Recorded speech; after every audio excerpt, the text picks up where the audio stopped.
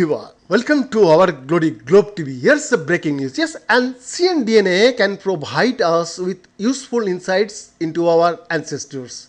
But unfortunately, samples can degrade or become contaminated over time, making it more difficult to analyze. Yeah, one of the problem areas is in detecting differences in the number of chromosomes, such as extra or missing copies. This is known as aneuploidy.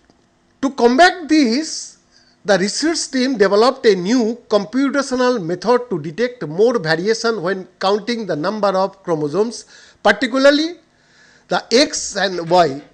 In a human genome, most human cells have 23 pairs of chromosomes, including the sex chromosomes.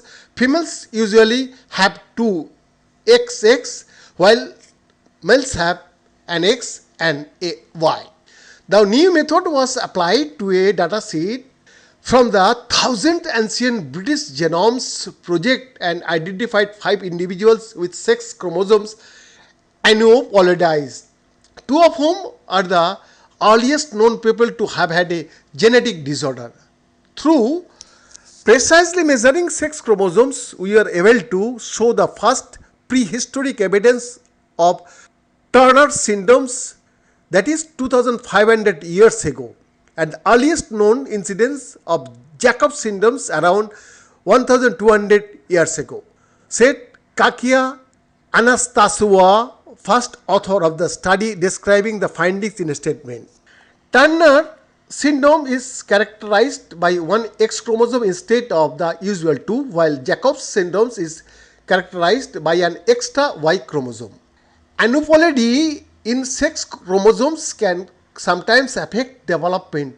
The bones of the individual with Turner syndrome indicated that they had gone through puberty, menstruation, though they were believed to have been around 18 to 22 years old. However, analysis also revealed that only some of the cells had just one copy of the X chromosome, whilst others had the usual 2. This is known as mosaicism.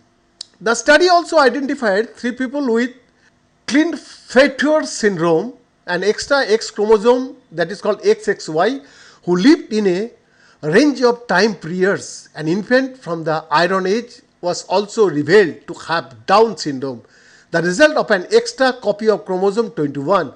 This is an autosomal aneuploidy, meaning it affects a chromosomes that is not a sex chromosome. It is hard to see a full picture of how these individuals lived and interacted with their society, as they were not found with possessions or in unusual graves, but it can allow some insight into how perceptions of gender identity have evolved over time, said Anastasiou.